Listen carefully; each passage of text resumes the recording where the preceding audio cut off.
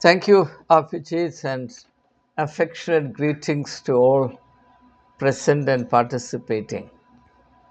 This is obviously a very important topic, and it's a topic that would enable us, I believe, to attain some clarity on what it means to be a Christian. Unfortunately, we take many things for granted. Life moves on, and we drift from day to day. But at least when major events present themselves, they constitute an invitation for us to sit up and ask some basic questions as to who we are, where we are headed, and what should be our stand vis a vis certain issues. What did Jesus mean by our being the salt of the earth and the light of the world, so on and so forth. So, on the one hand, we are conscious of this huge tragedy which has been unfolding for a while, and at the same time we are also conscious of the fact that hidden behind this tragedy is also an opportunity, opportunity to think, to seek together, to attain clarity so that we can reshape and reconfigure our Christian life accordingly. Now, the topic suggested by Abhijit, I believe, is a very, very precious and powerful one. And let's try and make what sense we can of it. So, Israel and war, what will be a Christian perspective on it? This is by and large the subject of our inquiry. From my experience so far, I have to say that what is lacking in the midst of Christians, particularly Indian Christians, is a Christian perspective. We are all Christians, but we don't have a Christian perspective. And as a result, we merely join the bandwagon. To give you an example, when HIV/AIDS came along, it became a global pandemic like COVID later on. The church really had nothing to say. It waited for the secular scientific world to formulate its understanding and response strategies and then merely jumped onto the bandwagon. This is what is in sociology called the bandwagon effect. So, in this issue also, I don't know if anyone is thinking Christianly. There is an assumption that whatever a Christian, a nominal Christian, or a person who happens to have a Christian name thinks is Christian. Nothing could be farther from truth than that. So, I hope some of these things will become clearer as we proceed.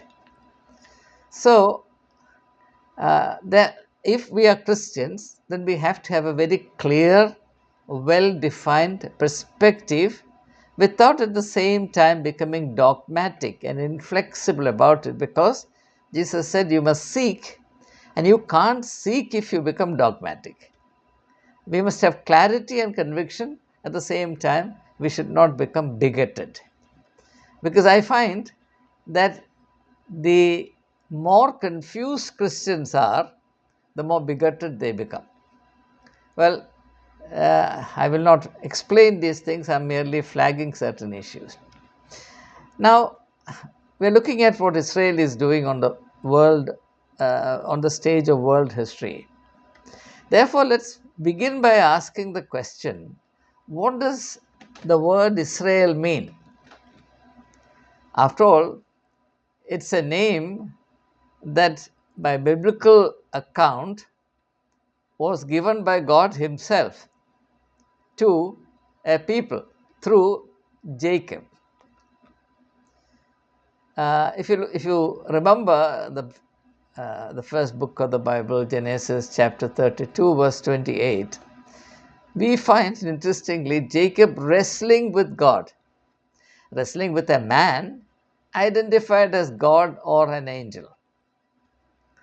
And he wrestles with uh, what is perceived to be God all through the night, and he prevails. That's the interesting thing. It's in that context that Jacob is renamed as Israel. That is to say, the word literally means one who struggles with God and prevailed, or one who struggled with God and prevailed. Now, that is to say, the hallmark of the Jew is that not even God is safe. Given the chance, he will wrestle even with God. But then, because we are Christians, we think that, this is a metaphor of prayer. You see, the extent to which we go to spiritualize a physical or material reality in order to remove the embarrassment out of it and remove all elements of historicity out of it is really funny. If a man wrestles with God, he wrestles with God. How can wrestling with God become prayer? At least this old man is quite at a loss to find out. Anyway, so let's fix in our minds that the very name suggests struggle. It's a race that struggles, it's a personality or character of struggle. And why I point this out is that throughout history, this has been true of the Jews. They have never been able to live in peace with anybody else. And therefore, the Jews have suffered all through history. Either they have inflicted suffering or they have suffered. You rarely find the Jews living in harmony and neighborly cooperation with anybody. As a result, wherever they went, and they were scattered on the face of the earth after Jerusalem was destroyed in AD 70, in the wake of the orchestrated attack of Rome, which commenced in AD 66 and culminated in 70 when the Temple of Jerusalem was destroyed. And as historians tell us that some 120,000 Jews who struggled to get refuge, find refuge in the Temple of Jerusalem were massacred. And with some degree of exaggeration, church historians, Eusebius in particular, say that the blood of human beings rose up to the bridle of the cavalry, the horse. So, great massacre. Then the Jews were scattered all over the world. They went to European countries, and wherever they went, they were persecuted. England, for example, outlawed the Jews for 350 years. I don't know if you're aware of these things. The hatred towards Jews was so intense in England that by law they were banished from England for about 350 years. And this is reflected quite adequately in English literature. For example, if you look at The Merchant of Venice by Shakespeare, or Oliver Twist by Charles Dickens, to name a few. So the point I'm making is that a country or a race, a people, the Jews are a race, a race that was called to be the light unto the nations, as recorded in in the book of Isaiah. They became virtually outcasts, and they suffered inordinately. And I think one reason for this is that they got alienated from their own spiritual roots. For example, the two great commandments found in the book of Deuteronomy. First, of course, is that you shall love the Lord your God with all your heart, all your soul, and all your heart, with all your mind and all your strength. The second is like unto the first, love your neighbor as yourself. Now, this is one thing that the Jews could never do. Instead of loving their neighbors, the Jews divided the world into two, the Jews and Gentiles. And you can see, for example, this hostility reflected within or between the Jews and the Samaritans. All I have to do is refer to chapter 4 of John's Gospel, where When Jesus asks of the Samaritan woman for a drink, she is quite surprised. She says, "How can you, a Jew, ask of me, a Samaritan woman, for a drink?" That's a kind of alienation in which the Jews reveled. So these are things that, at least to the extent that they are recorded in the Bible, we should not overlook. Now, if this is the hallmark of the Jews, and therefore the Jewish idea of God for a very, very long time was that God was the greatest warrior, and his main business was to do the battles for the Jews and to ensure that the Jews always emerged victorious. So God was the number one warrior. Now that's the idea of God. And it is this warrior God that instructs the Jews as they return from the land of slavery, that is Egypt, back to Canaan, the promised land, that they should not suffer a single member of the original people living there, neither male nor female, nor child, nor aged, survive. They should all be completely exterminated. The word genocide, which is now being used, has a very long history in religious history. That's an interesting thing. So let's understand that the situation that we are handling is not particularly simple or uncomplicated. Now, with this as a background, let's look at what Jesus did, and therefore what is the authentic spiritual genius of Christianity. Because unless we understand this, how do we actually define or identify what the Christian perspective should be? Now, if we look at the teachings of Jesus Christ, right at the heart of all that he taught and all that he did is the word life. Life. Jesus is described as a light of life. He said, "I have come that they may have life, and life in all its fullness." So, Jesus is focused on life. I don't think there can be any debate on this matter. Now, what does it mean? Why is this very important for us to understand? If the Jews were focused on war, Jesus reorients the disciples who are drawn from the Jewish stock from war to life. Interestingly, even today, war is cherished above life. A soldier is sung, praised, rewarded, honored, depending on the number of lives he has destroyed. Whereas a woman who gives birth to life is considered unclean by the church until she is prayed over by the priest. Whereas the man who made her pregnant is never considered unclean. Now, all this kind of stupidity goes on and nobody challenges this. How can a process that is necessary for bearing life be unclean? I don't understand. It can be unclean only if life itself is unclean. And I don't think a Christian can maintain that standpoint. So, what does it mean to be committed to life? The essence of life is love. God is love. God is also the source of life. So, in God, life and love becomes one, and that actually is what is meant by the idea, the concept of true life. True life. In the Bible, if you really want to understand the deeper meanings of a number of texts in the Old and particularly the New Testament, you have to read them in the context or in the light of the contrast between true life and apparent life, the life of mere appearances. For example, chapter 6 of Matthew's Gospel, where Jesus actually rebukes the Jews for turning religious practices into some kind of religious exhibitionism. Why do you want to do all this in front of others to be praised by men? Now, the point is that this becomes an obsession, a fixation in a religion of appearances.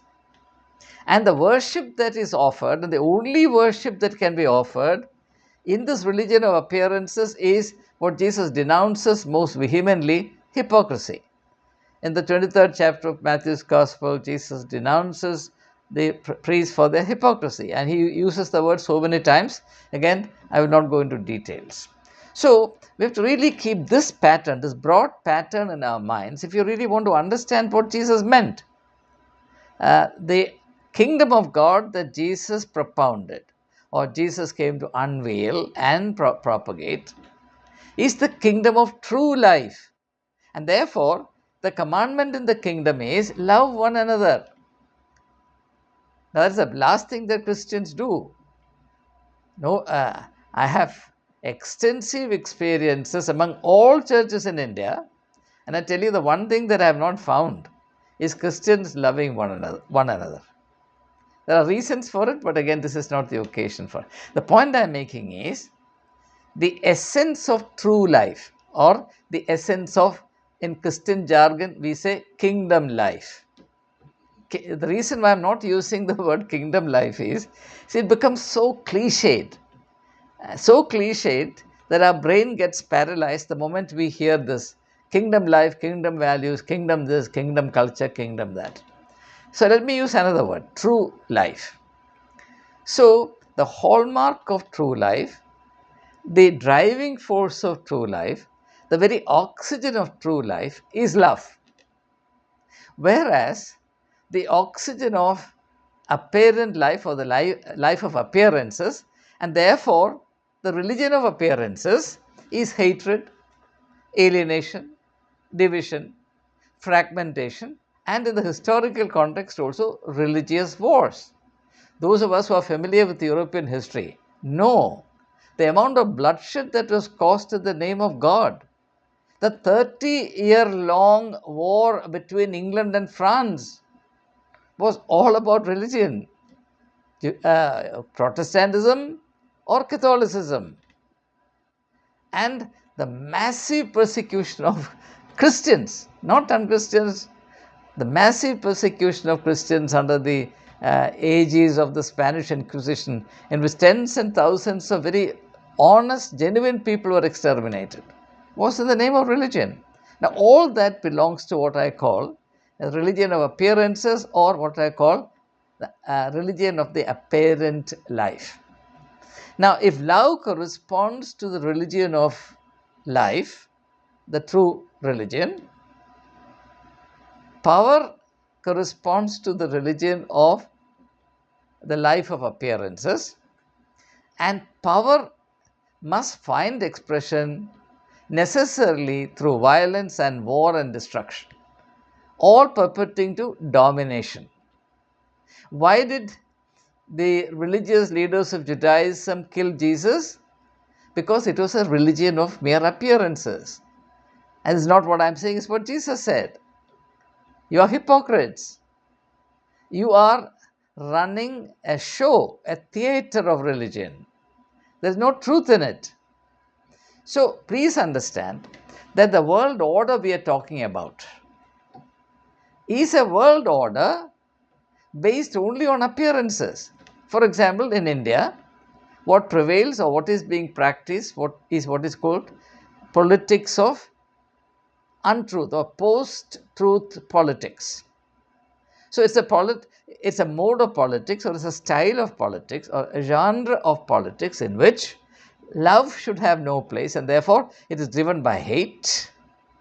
Its pride is cruelty. Its hallmark is fragmentation in the name of unity. In order to unite one particular community, everybody else must be fragmented.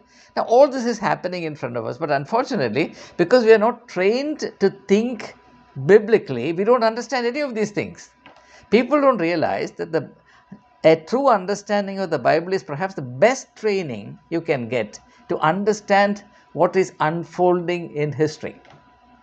So, as long as people stay stuck in this world of appearances, practicing this religion of apparent life, there will be no alternative to war, violence, and bloodshed. And this idea is beautifully expressed in the Gospel, in the 26th chapter of Matthew's Gospel, where Jesus is found in the Garden of Gethsemane, where there he goes to pray, that is to say, to commune with his Father.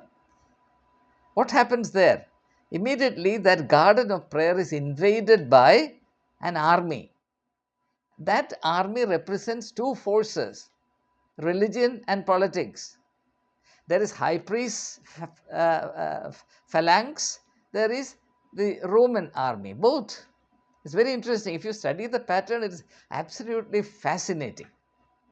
So here is a man who goes to pray as part of his genuine life, his spiritual life, and he will be confronted, and that's the logic of history. He will be confronted by a hybrid force of religion and politics, because both are situated in this world of appearances. There is no truth in it, and the faith that both repose is not in God but in power. And money is an aspect of power. Power has got two faces. One face is money, and the other is army. And no army can run without money. That's why it is said army moves on its belly.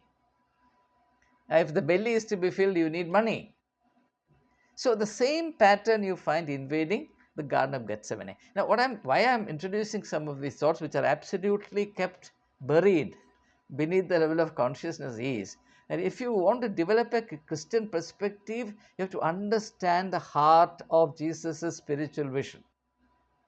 So the first thing we have to understand is that Judaism had become a religion of lovelessness, and to the extent that either religion or politics becomes one of lovelessness, religion and politics both become anti-life, and they will depend entirely on violence. No question about it. And that is why Jesus says, "My peace I give to you, not as the world gives." John chapter 14 verse 27. Why? Because this world cannot give peace, because this world is a world of appearance where there is no value for truth, there is no value for love, and therefore there is no value for life. In the kingdom of God, there is the foundation for peace, because the kingdom of love is a kingdom that values life above all else. In fact, if you go to the Old Testament, to the book of Deuteronomy, chapter 30, verses 19 and 20, the great address that Moses gives to the Jews before they enter the promised land, and that wonderful speech concludes in a very interesting exhortation. If I recall that verse right, Moses says, "This day I place before you the way of life and the way of death. Choose life." That's what he says. "This day I place before you the way of life and the way of death. Choose life." Why does Moses have to exhort the people to choose life?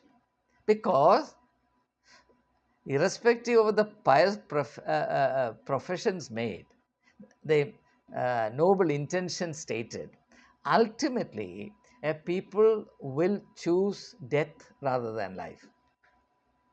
If there is a man of peace and a man of war, who will be more popular? Do you think in India or any country in the world, a man of peace can win a political election? He will lose his deposit. Whereas a man of war, a man of violence, a man who causes death and destruction of thousands of people will win elections hands down. Why is Alexander called Alexander the Great? Why is Charlemagne called Charlemagne the Great?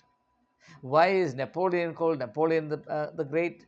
Why is Peter called Peter the Great? All because they were the reason why millions died. This reality we have to face. And Jesus puts the whole thing upside down, puts the whole thing on its head by dying for the sake of the world. If the preference, if the prestige in this world of appearance, in this religion of appearance, in this politics of appearance is killing others, the real value in the world, in the life, in the religion of truth or true life is dying for the sake of others. Without understanding this, how do you understand the spiritual significance of the crucifixion of Jesus Christ? I would have attended at least 50 to 60 meditations of the cross on Good Friday. I'm not exaggerating. I've not experienced a single instance where the meaning of this understood and explained to people adequately. However, that's another issue. So, the apparent life, the life that people choose, the life that is built on power, built on domination, built on putting our trust entirely in the efficacy of violence, that life will always be characterized by war. Make no doubt about it. So, it is in such a context that we as Christians are called upon to be committed to peace. Jesus says, "My peace I give to you." And then the resurrected Christ gives the benediction of peace to his disciples. Peace be unto you. But please understand that Jesus does not say peace be unto you before he is crucified. So there is a discipline that goes with it. All right.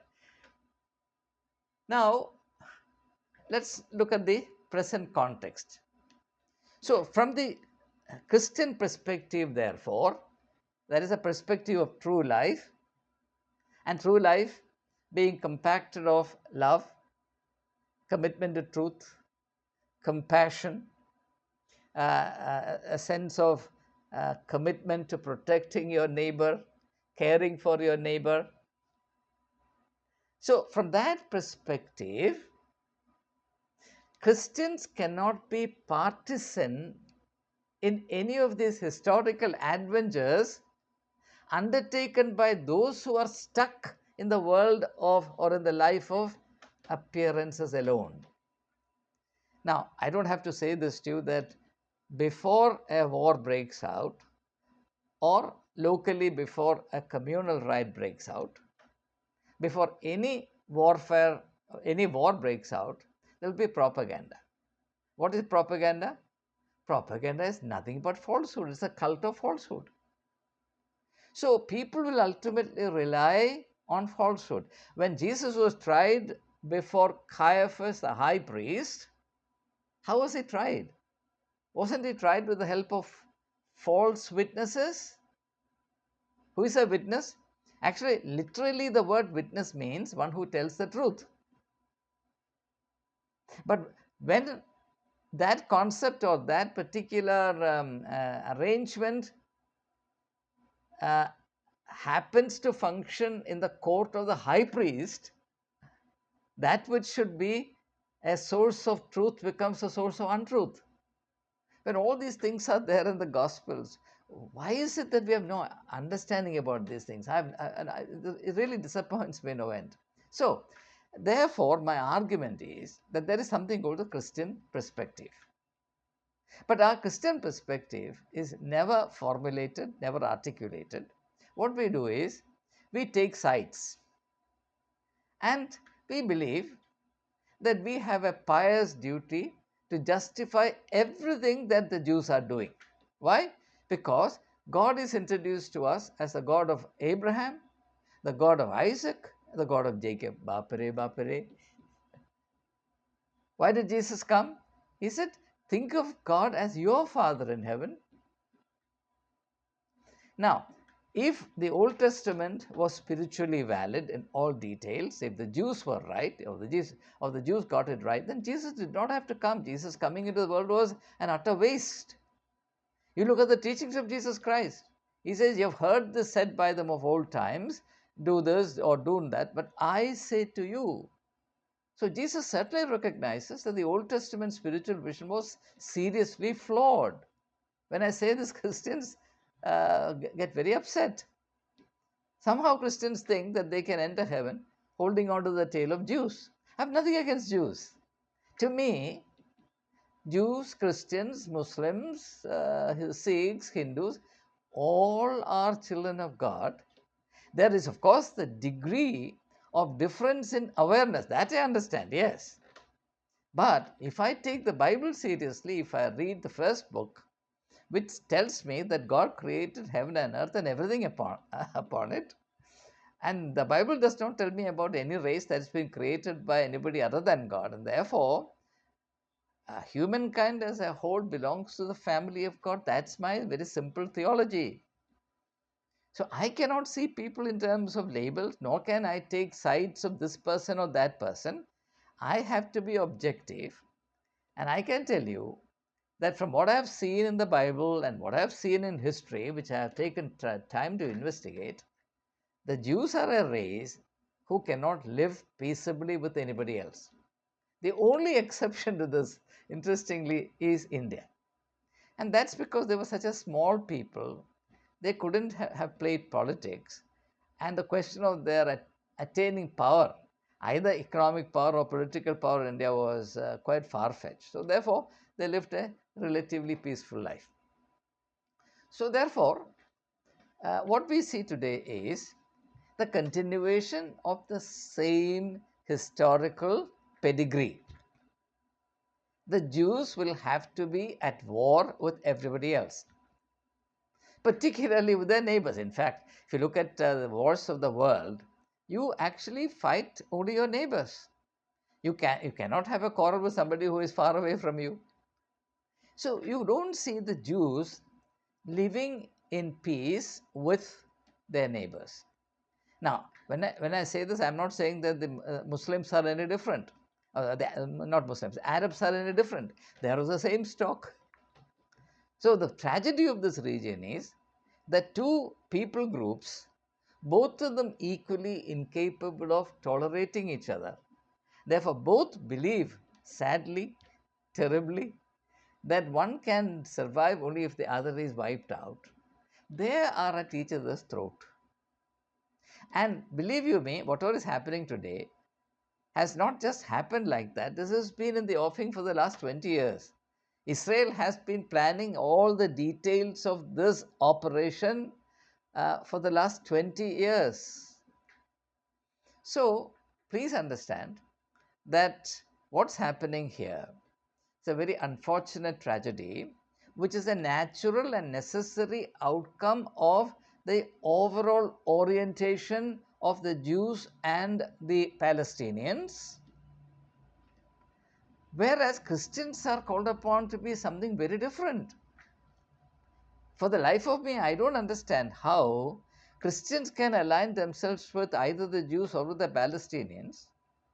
Their orientation is meant to be radically different.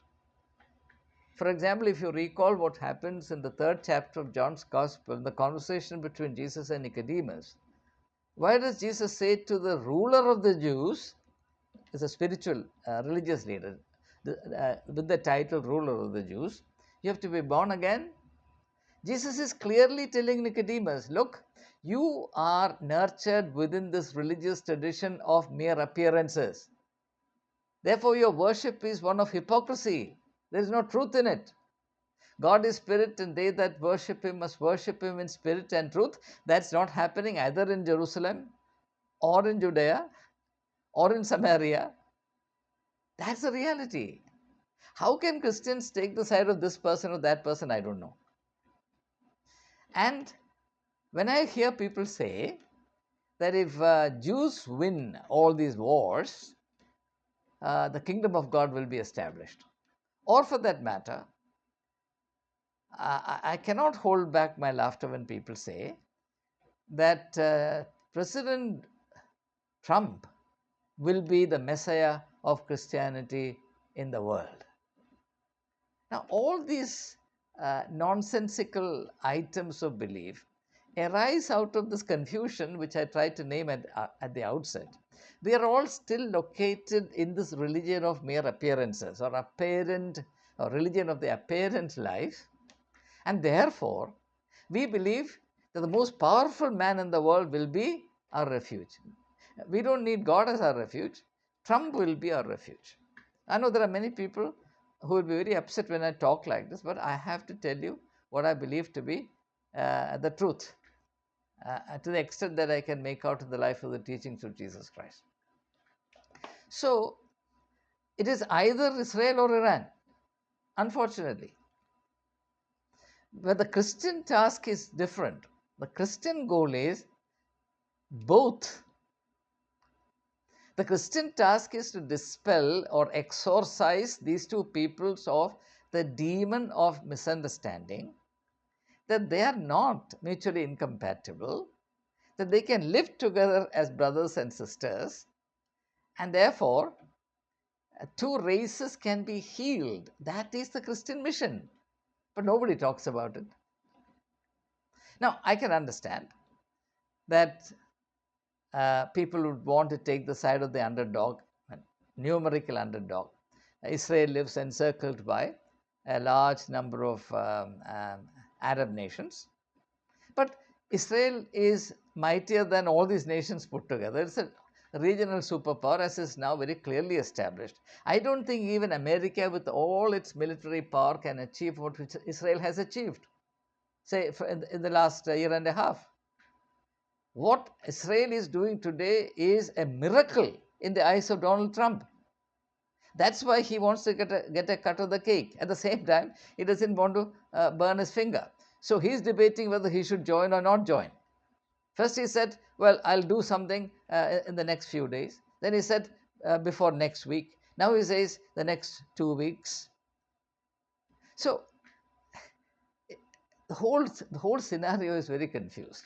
Now, I believe that Christians have nothing to do in this scenario by way of ensuring the victory either of the Jews or of the Arabs or the Iranians, because I tell you that in this matter, from long term historical perspective, there is neither any defeat nor any victory.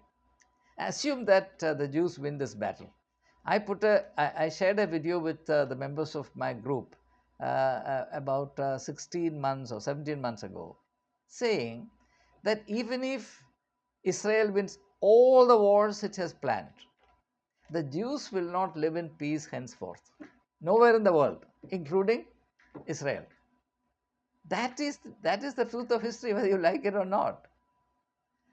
See, you cannot control all the consequences of whatever you initiate. So, therefore, from a Christian perspective, the only goal to be pursued is witnessing the truth in front of all this, in the midst of all this. And what is the truth? There is no alternative to love. When Jesus says, love one another, it has a universal application. That applies also to the relationship between the Jews and the Iranians, the Jews and the Palestinians, the Jews and the Arabs, Christians and Muslims, Christians and Hindus. Love one another. There's no alternative. But unfortunately, nobody is convinced that love is feasible. And yet we are all Christians. That's what confuses me all the more. So therefore, even as I feel very sorry for the Jews, now it's not easy to live in Israel the way they have to these days. Every now and then, very powerful missiles landing on them, and people having to scurry off to underground shelters. Israel is, after all, such a small country. Population is only about 9 million people. It is smaller. It is smaller than Kerala, and geographically smaller than Kerala, and population-wise, it's only about 1/3 of the population or 1/4 of the population of Kerala. Whereas Iran is 90 million, and geography-wise, the total land area of Iran is Germany and France put together. It's such an unequal battle. Yet, Israel has amassed such massive destructive power. Looking at this, Christians interpret it as the power of God being with them. No, my dear friends, let's not fool ourselves. It's not the power of God. It's the power of bomb. It's the power of the Mossad. It's the power of missiles. It's the power of their destructive capabilities, including the nuclear weapons in their arsenal. So, to say that there is a power of God at work in the history of Jews, I believe is a little too much. Now, why God should be concerned more for the safety of Jews and why God is obliged to be indifferent to the life of Iranians, I don't understand. Because if you read the 11th and 10th and 11th chapter of the Acts of the Apostles, it's very clearly stated that God does not practice partiality. What did Jesus say about God? God causes his rain. Rain is a symbol of blessing. God causes his rain to come down upon the good and the evil alike. The kind of discrimination that you manufacture cannot be slapped upon God. You cannot make God a partisan player to your own likes and dislikes. God is not like you. Why does the Old Testament say that mysterious are the ways of God? Or God says, my ways are not your ways, says the Lord. And yet, we are also cocksure that God will act, God can act only in this manner, and God will protect whoever we like, and God will necessarily destroy those we dislike. Now, this is the height of spiritual stupidity. And it is so tragic that even today, Christians are stuck in this utter spiritual darkness. The God I see in the Bible, God as the Father of the Lord Jesus Christ, is a God who enfolds the entire created order, not merely human life, the entire created cosmos in the arm of his love, redemptive love. God does not countenance the destruction, the vandalism of any particle of his creation, because if he does, he is not the creator. He cannot be. And therefore, God's heart bleeds looking at what people are enacting on the face of this earth, this beautiful earth, which God created and found good and entrusted to human stewardship. Take care of the garden, till it, explore its good possibilities, the goodness of the earth. What have we done? We have polluted the earth with bloodshed. We have polluted the environment with hatred. We have polluted the very seed of humanity with negativity, with alienation, with stupidity, with petty mindedness. And no one who is partisan in relation to this party or that party can ever pursue the truth. At least that much common sense we should have, that a partisan person cannot ever leave alone seeking the truth, cannot even endure the truth. So when I say like this, you will see many Christians gnashing their teeth because they are partisan. Jesus was not partisan. You read the four gospels, tell me where Jesus was partisan. Yeah, there are certain sayings like, go to the lost sheep of Israel, or in the first chapter of Acts of the Apostles, when the Spirit comes upon you, you shall receive power, and you shall be my witness in Jerusalem, in Judea, in Samaria, and unto the end of that is an order. It doesn't mean that Jesus or the Father of Jesus, God, is indifferent to anything beyond the land of the Jews. Why does Jesus say, you preach to the nations and make them my disciples? Because he loves them. And John chapter 3, verse 16, God so loved the world. Why does Jesus say you are the salt of the earth and the light of the world? If you are the salt of the earth, can you be partisan? If you are the light of the world, can you be partisan? Is the sun, the moon, partisan to any particular race, a particular group, a particular church? What are you talking about? Unfortunately, for centuries, we have been brainwashed in this utter stupidity. As a result, we cannot think straight. And therefore, we are far, far, far away from what Jesus stood for. The reason why the Jews liquidated him was that Jesus would not be partisan to their interest. Why? Even the reason why Judas betrayed him was that Judas was disappointed in Jesus Christ. Judas expected Jesus to be a partisan player. He thought that Jesus would drive away the Romans from Israel, from Palestine, and restore the kingdom, the lineage of David. He did none of those. Why was Jesus so indifferent to the politics of the times? Jesus could have become mighty popular by driving out the Jews, by driving out the Romans, for which he had the power. He could have done it just like that. Why didn't he do it? Because Jesus knew it was absolutely futile to do a political interference or intervention without laying the foundation for humanity in the hearts and minds of people, unless human nature is redeemed, there is no point in moving towards political liberation. Because if political freedom is given to an unregenerate people, what happened in India in 1947-48 will happen. How many people died because of communal rights simply because we got freedom? And we could have killed each other in such large numbers only because we were free to kill, not free to live. Now, all these things are stirring us from the stage of history, and we pretend that these things don't exist. We pretend that Jesus has not taught anything.